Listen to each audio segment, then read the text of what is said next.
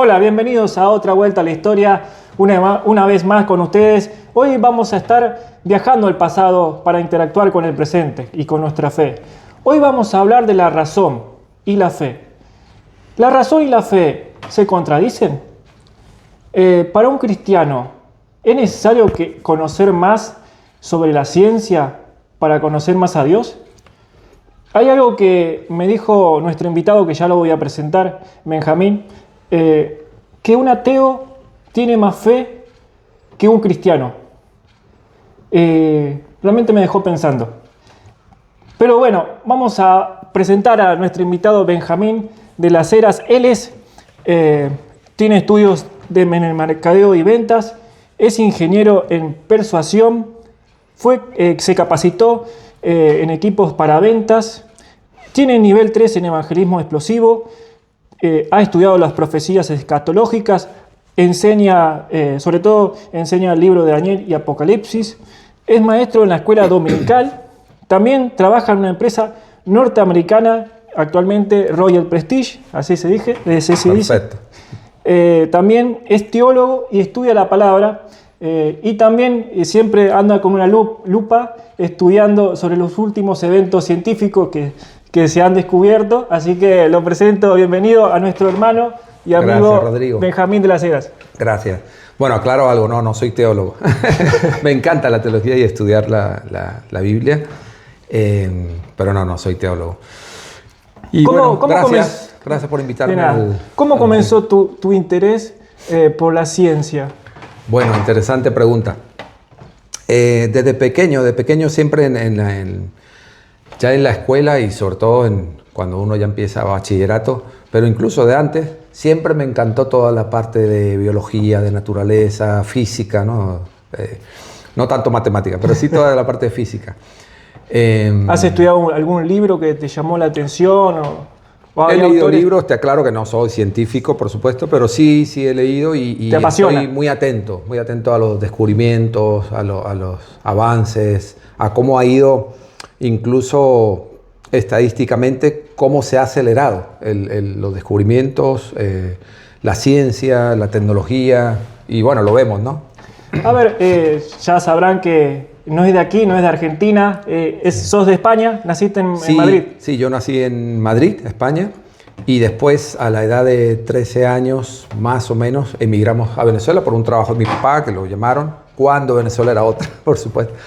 Así que bueno, de nacimiento soy español, de Madrid, pero de alma venezolano. Y ahora argentino. ¿Cómo conociste a Dios? ¿Cómo te interesó la palabra, estudiar la palabra de Dios? Contanos un poco cómo fue tu vida. Bueno, es interesante porque nosotros somos 6 hermanos, 3 hembras, 3 varones. Y el único cristiano era mi papá, ni siquiera mi mamá. Entonces él siempre se preocupó porque fuésemos a la iglesia cristiana, ¿no? Entonces yo de pequeñito, digamos, creía en Dios. Veía historias de Dios, escuela dominical, en Navidad participaba en las obras de pastor o lo que sea, ¿no? O sea que yo en mi mente, digamos, intelectualmente creía en Dios. O incluso de corazón, porque un niño es como más, en ese sentido, más transparente. ¿Qué pasa? Como te dije, emigramos a Venezuela. Nosotros vivimos un buen tiempo en una provincia, allí se llama estado, que se llama Estado Aragua, Maracay. Aragua.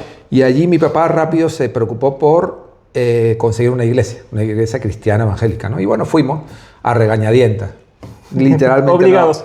Literalmente no queríamos estar. Te digo que nos burlamos de la gente, del pastor. Y bueno, un domingo, otro domingo. En una escuela dominical, Rodrigo, yo escucho un mensaje que no lo había escuchado, o no lo había entendido, o no lo había escuchado de esa manera. Y era un mensaje de un tal Jesucristo. Y bueno, yo entendí en ese momento, lo que Jesucristo había hecho por mí. Yo en ese momento no lo hice públicamente, porque era muy, muy vergonzoso, muy tímido. Después, cuando llego a mi casa, literalmente caí de rodillas y no podía dejar de llorar. Y ahí acepté al Señor. Ahí cambió un antes y un después. Tremendo, ¿no? Así que ese fue, te lo resumo, ¿no? Sí. A la edad de 14 años, a los 15 me bauticé.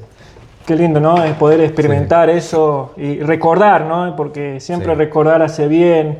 Y bueno, los testimonios así hacen bien a nosotros también que te escuchamos.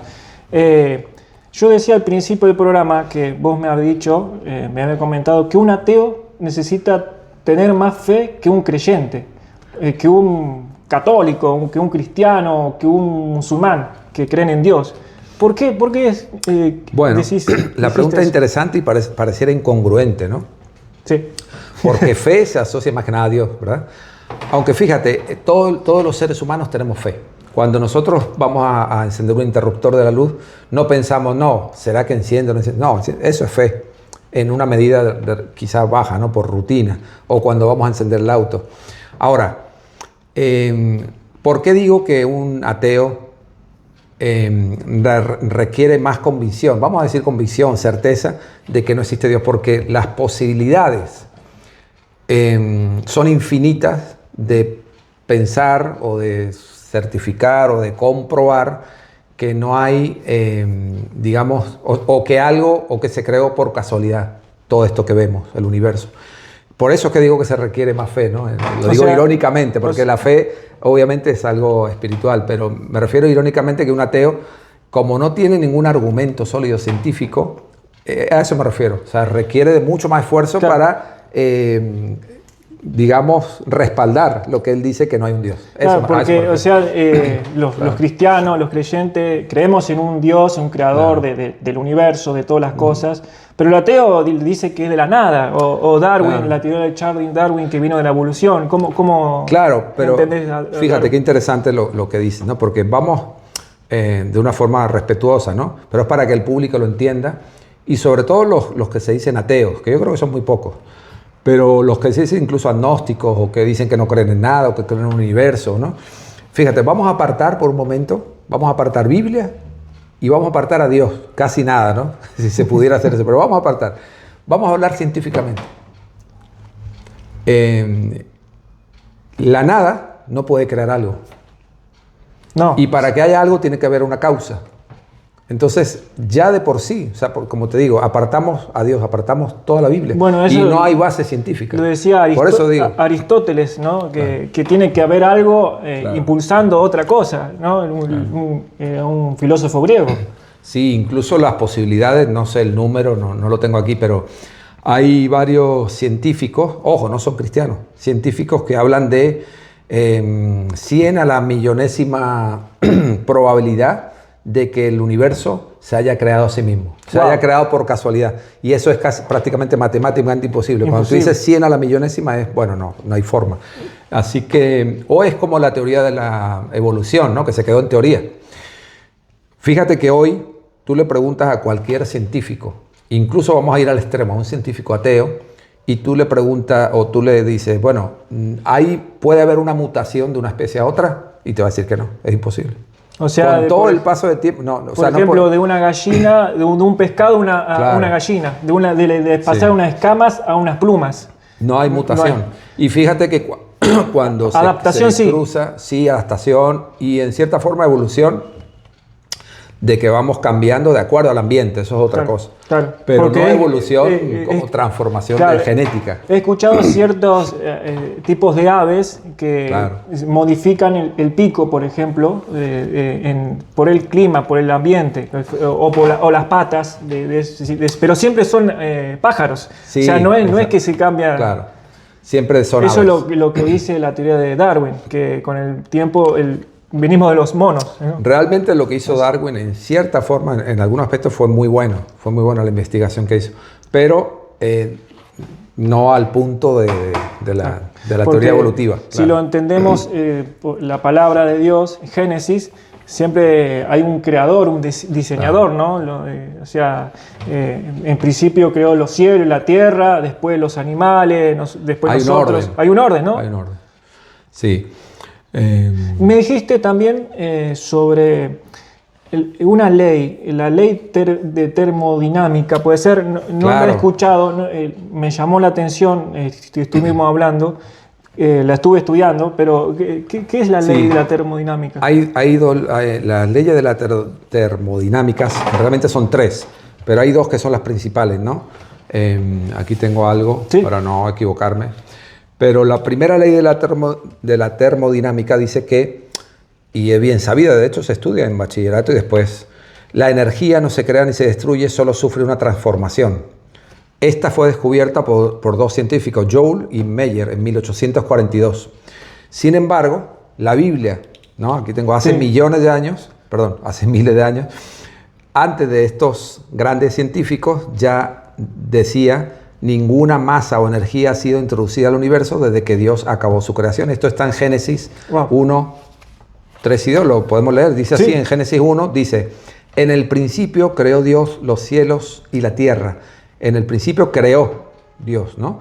Y dijo Dios: sea la luz, y fue la luz. Fíjate, en ese poquito escrito estamos hablando de tiempo, espacio, materia.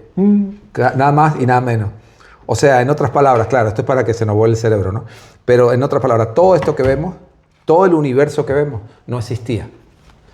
Es algo muy difícil de comprender porque nosotros vivimos en 4 dimensiones y Dios está por fuera de esas dimensiones. Entonces Dios literalmente creó ese ambiente, ese espacio para que nosotros pudiésemos vivir. Ahora, la ciencia dice que todas las cosas van en desorden, ¿puede ser? Claro, esa es la segunda ley de la termodinámica. La segunda ley de la termodinámica, que se llama entropía, ¿no? Y que lo que dice es que todas las cosas tienden a moverse hacia un estado de orden a desorden.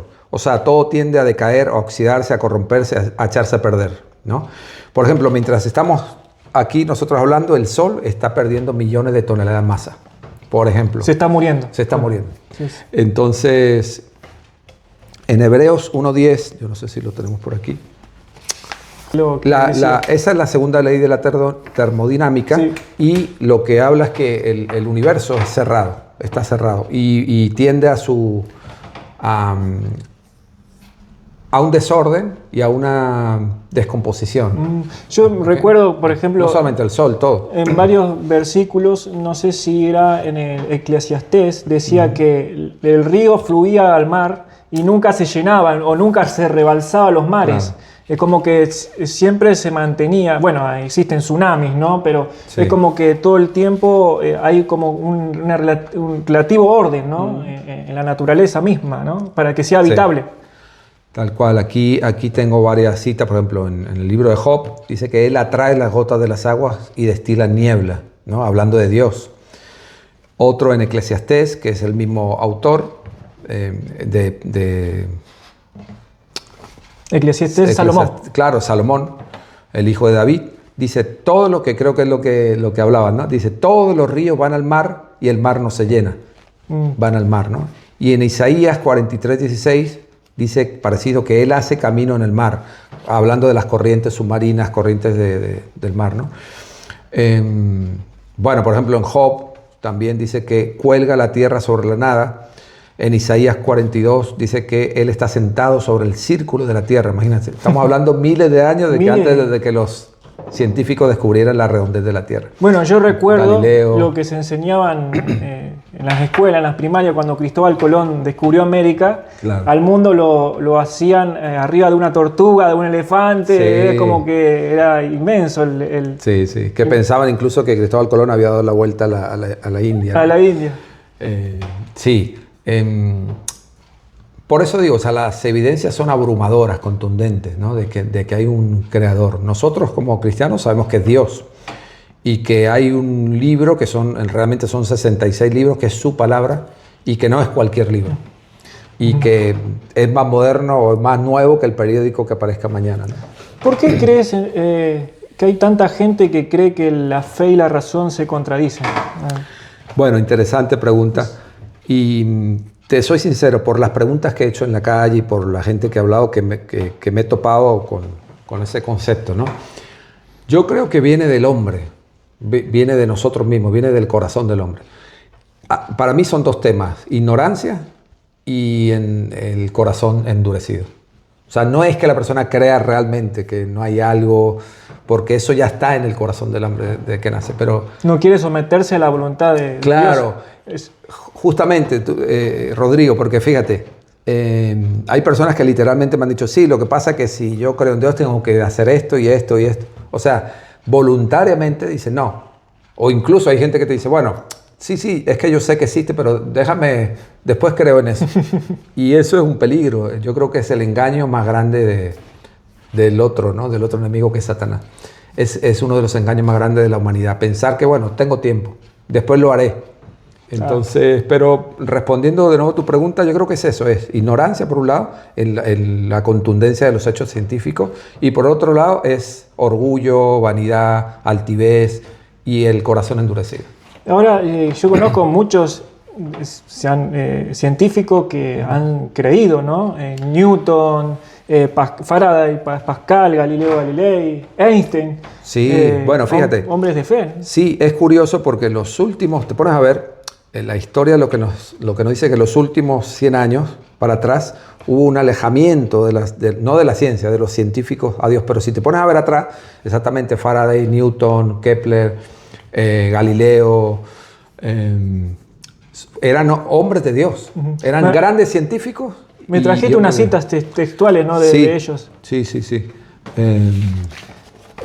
O sea, por ejemplo, vamos a escuchar lo que pensaban ellos fíjate, del creador. Newton, ¿no? Isaac Newton, 1643, dijo así, ¿no? Inspirado por este bellísimo sistema solar, planetas y cometas, no pudo originarse sino por el designio y dominio de un ser inteligente y poderoso. O sea, que él creía en un Dios activo, claro, y que diseñó. Y otro... fíjate lo que decía Blaise Pascal, 1623, imagínate, 1600. Más para atrás. Decía así, el corazón tiene sus razones que la razón no conoce. ¿Ok? Lo llama la famosa apuesta de Pascal. Y dice, aunque la existencia de Dios no se puede aprobar racionalmente, es más razonable creer ganancia infinita si existe y pérdida finita si no. Es como... Yo vi esto en no sé si fue un reel o algo, me encantó. Y era un ateo y era un cristiano, ¿no? Entonces, algo así como que el cristiano le decía, tú eres el ateo, le decía, bueno, vamos a hacer una cosa, porque discutían y no llegaban a nada. Si Dios no existe, yo después te doy la mano y te digo, bueno, pero si lo que yo digo sí es cierto, te habrás perdido de ir al cielo y tú vas a estar en el infierno. Claro. O sea, es como decir, bueno, si Dios no existe, ok. No es negocio. No hay nada, no hay alma, claro, no hay espíritu, no hay pensamiento, listo, se acabó todo. Que es algo absurdo, ¿no? Iría en contra de la primera ley de la termodinámica. Pero entonces, ¿y si existe? Entonces, eso es lo que tiene que pensar el público que no está yo viendo. Veo lo que dicen los ateos, de no querer... ver a Dios, no querer someterse, es como que ellos mismos se hacen dioses, ¿no? De tener el control de todo, de su vida. Pero que te habla del orgullo. El orgullo total, o sea, y todos nosotros vamos a morir, no somos dioses, si no sabríamos todos. Claro. Y qué bueno poder estudiar, ¿no? De estos hombres que han descubierto tantas cosas y han cambiado el mundo, ¿no? Y le han dado el énfasis a Dios, al Creador. La ciencia entonces se está alejando de Dios últimamente, o se está acercando a la necesidad de un creador. Bueno, todas tus preguntas son muy interesantes. Yo voltearía la pregunta. La ciencia apoya a Dios. ¿Apoya a Dios? Sí. Ajá. O sea, en otras palabras, la ciencia la crea el propio Dios. Los científicos lo que pueden hacer es descubrir, por ejemplo, la ley Newton, las leyes de la gravedad, los grandes científicos que han... Bueno, esto de la termodinámica, ¿no? Pero eso ya estaba. Hubo un sustentador o un diseñador o un creador, ¿no? Entonces, cuando uno ve esos grandes relojeros que arman el relojito, sí, ¿sabes? Sí, pero... Y digamos que se rompe en 1000 pedazos. ¿Y ahora quién lo arma? Bueno, igual. Entonces, ese reloj alguien lo armó, alguien lo creó, hay un sustentador y eso está avalado, eso está escrito en la palabra. Entonces, yo creo que no, el hombre se aleja de Dios, no la ciencia. Insisto, el espíritu humano, la altivez, el orgullo, el corazón, pensar que somos dioses, pensar que, bueno, vamos a hacer búnker y vamos a vivir para siempre y vamos a habitar la luna y vamos a habitar Marte, es una... fantasía. Ahora, cuando vemos los planetas, la Tierra, la Luna, que está en su posición, o sea, nosotros no nos damos cuenta. ¿Qué te llama la atención o qué te produce del orden establecido, ¿no? Por las leyes que existen? Sí, es tan impactante esto que mencionas, que otra de las grandes evidencias de que hay un sustentador, de que hay un ¿cómo lo llaman? Un director de orquesta, es eso. Si la Tierra no estuviese donde está, o nos achicharramos, o nos quemamos, o nos congelamos. Y estamos hablando de centímetros, ¿eh? O bueno, como te dices tú, la luna, o sea, la composición perfecta del aire. Entonces, aquí podríamos estar hablando 4, 5 horas, días, de las evidencias que hay científicas. Por eso digo, insisto, nosotros pudiésemos estar hablando un programa, una entrevista, y no nombrar a Dios, no nombrar a la Biblia. Y todas esas evidencias científicas corroboran que hay un Dios. O sea, la Biblia no es un libro científico, claro, pero en realidad es porque es la palabra de Dios, ¿no? Claro. Es para conocer a quién es Dios, ¿no? Para que nosotros la leyemos. Claro. Pero no es un manual científico, o sea, es un libro donde nos muestran que existe, que fue la intención de Dios de hacer esas leyes, ¿no? Universales. Claro. Para mí la Biblia va mucho más allá de eso, es mucho más que un manual científico. La Biblia es el manual de los manuales, es nuestra brújula, es el libro de los libros, ¿no? Y realmente, claro, uno dice, estamos acostumbrados a decirle libro, ¿no? Pero son 66 libros que se juntaron para hacer la palabra de Dios. Ahora, no es cualquier libro, es un libro totalmente sobrenatural, porque fue literalmente inspirado por Dios. O sea, el Espíritu Santo de Dios inspiró a esos hombres a escribir. De hecho, literalmente, él en muchas ocasiones decía, escribe eso, ¿no? Y además vemos palabras del propio Jesucristo. Entonces yo creo que la Biblia no diría que es un manual científico, es mucho mejor. Es un manual de ciencia, de física, física cuántica, matemática, sociología, antropología, programación neurolingüística. Todas las... Sí, es impresionante. Por ejemplo, el relato de Jesucristo con la mujer samaritana es el manual perfecto de neurolingüística.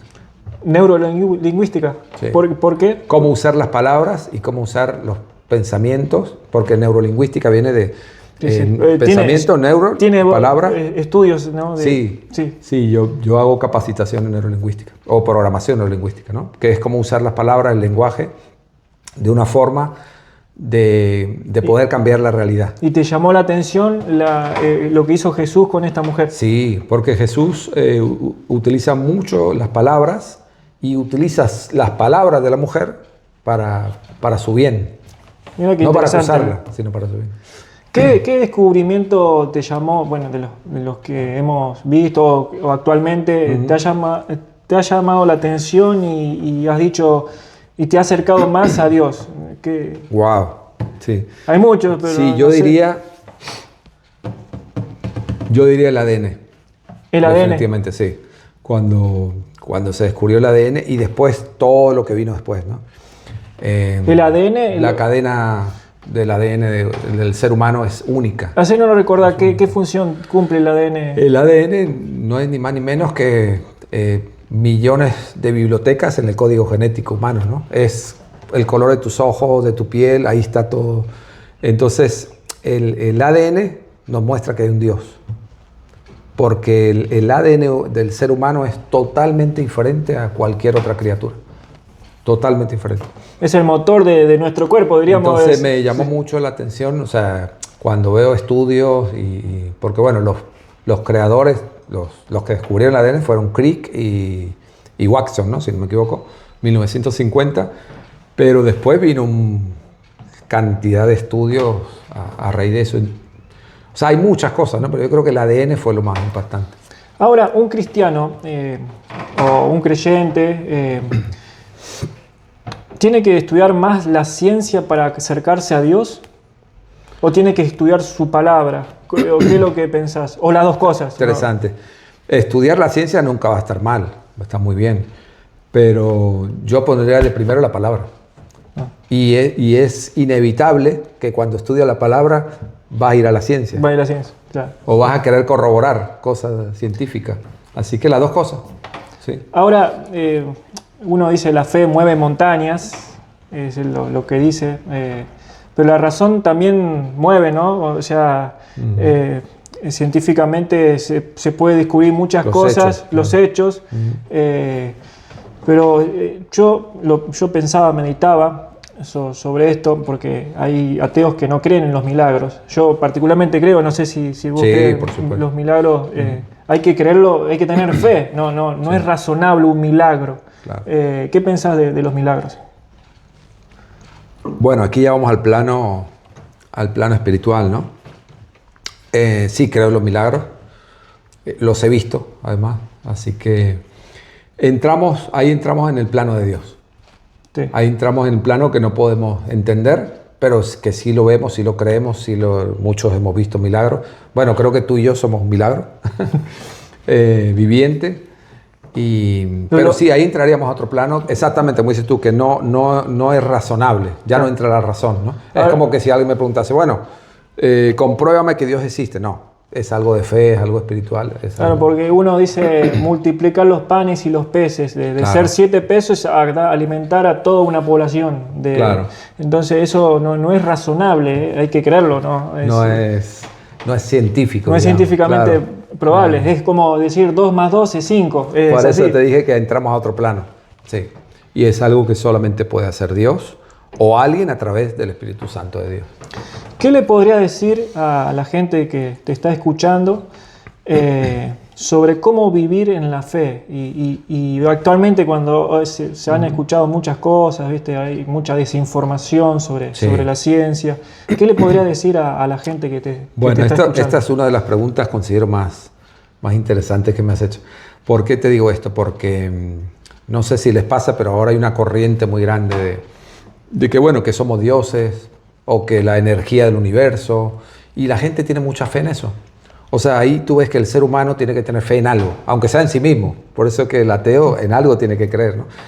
Pero yo le diría a estas personas que nos están viendo que esa fe que pudiesen tener en esto, en lo otro, digamos, en el universo o en Buda, no, que la tengan en Dios. Y la fe es como que, no lo tengo aquí a mano, pero imagínate, vamos a imaginarnos todos que yo tengo aquí un manojo de llaves, de 20 llaves. Y yo te digo, bueno, Rodrigo, ve y abre la puerta de mi casa. Te va a costar, a no ser que casualmente, va una y otra, hasta que... Bueno, la fe, metafóricamente, es la llave que abre la puerta al cielo.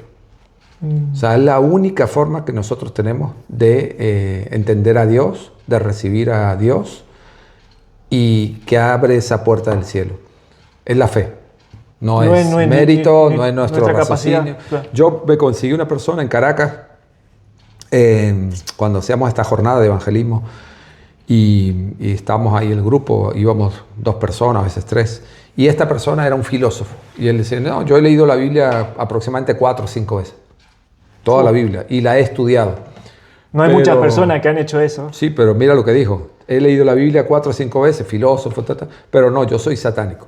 O sea, ahí te demuestra que el conocimiento bíblico no te asegura la salvación. Voy a tu pregunta. La fe en Dios, no intelectual, no histórica, es lo que hace el cambio. Y no va a dejar reflexionando. ¿Me quedan unos minutos? Sí. Porque fíjate, yo quiero llevar esto, sobre todo para las personas que nos están escuchando. Muy interesante lo que nos están diciendo. Hablando de la fe, yo estoy sentado aquí, ¿no? Y a lo mejor hay otra silla ahí enfrente y yo te digo, bueno, Rodrigo, ¿crees que esa silla te va a sostener? Probablemente vas a decir que sí, pero hasta que no te sientes no vas a saberlo, ¿no? Dice que sí por fe. Bueno, la fe es pensar que esa silla es Jesucristo y que te va a sostener.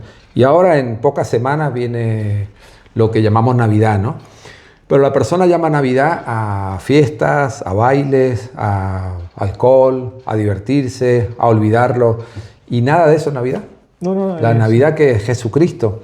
Ahora, yo te quiero decir algo, hablando porque hay una palabra que no la hemos nombrado mucho aquí en la entrevista, ¿no? Hemos nombrado a Dios, a la ciencia, pero hay una palabra clave para todos, que es Jesucristo. Y el hilo conductor del Génesis al Apocalipsis es Jesucristo.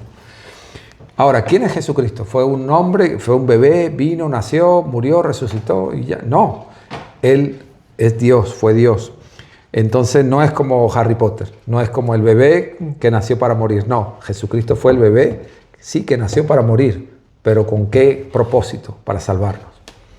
Ahora, no se queda ahí. La gran victoria de Jesucristo fue que resucitó y ahora vive en cada uno de nosotros. Entonces yo le Amén. quiero decir a todas estas personas que nos están viendo que como justamente queda poco tiempo para estas fechas, mediten en eso, por favor, mediten qué significa la Navidad. No solamente Jesucristo dividió la historia entre antes y después de Cristo, no. Él fue Dios literalmente bajando de su gloria, haciéndose carne, haciéndose hombre y vino a salvarnos. Es un amor que no podemos comprender. Viste que se habla de mucho de amor, Sí, las canciones. sí, No. sí. Todo Este amor. amor trasciende. Este amor es salvador. Este amor está lleno de gracia y de salvación. Fíjate que la palabra dice en el libro de Juan, Sí. el discípulo amado, Juan 1:1 dice, en el principio era el verbo, y el verbo era con Dios, y el verbo era con Dios. Quiere decir que ya Jesucristo es Dios y estaba en la eternidad.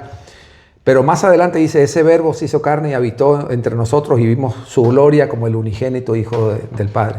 Y después dice, a los suyos vino, a los suyos no lo recibieron. Los suyos no recibieron, se habla de los judíos, ¿no? Pero dice que a todos los que le recibieron, como a nosotros, le dio el derecho, le dio la potestad de ser llamados hijos de Dios. Entonces, todos somos criaturas de Dios, por supuesto.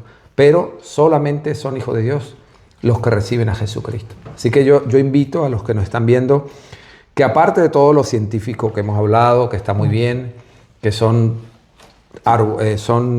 evidencias contundentes, ineludibles de que hay un creador, pero más allá de eso, tengan fe, ablanden en su corazón, o sea, crean en Jesucristo.